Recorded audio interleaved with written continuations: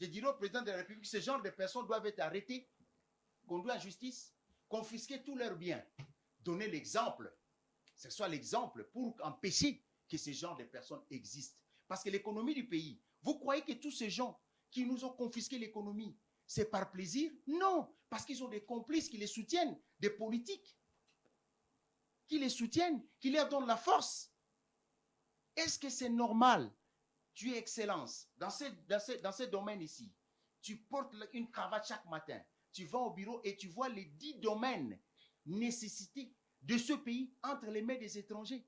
Et je vous l'ai dit, monsieur le président, si un Congolais, sur les 100 millions de Congolais, les 10 millions de Congolais qui ont un compte en banque, si chacun avait 10 dollars dans les comptes, nous parlons de 100 milliards. Donc cette richesse nous échappe. Et la richesse nous échappe dans le pays et nous pensons que c'est normal. Ce n'est pas normal. Je dirais au président de la République, un pays sans levier économique national, aux mains de ses propres fils et filles, une main qui donne au-dessus de la main qui reçoit. Et ces gens peuvent nous manipuler. Donc, nous devons se réapproprier l'économie de notre pays entre les mains des Congolais.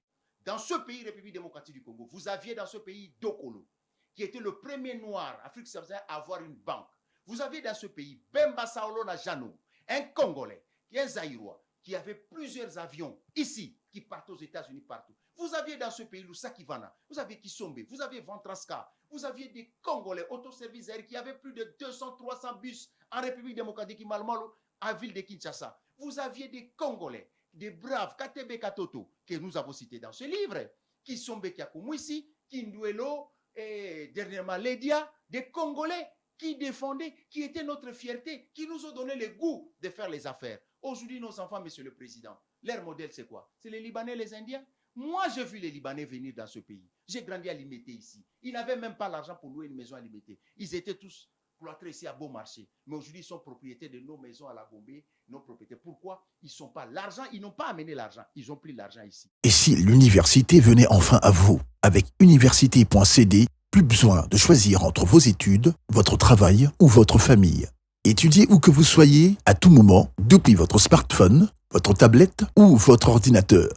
Suivez des cours en ligne, échangez avec vos enseignants et préparez un diplôme reconnu sans quitter votre ville. La plateforme met en relation les étudiants avec des universités partenaires en République démocratique du Congo et propose un apprentissage 100% en ligne, pensé notamment pour les professionnels et la diaspora. Rendez-vous sur le site université.cd pour vos inscriptions ou plus d'informations.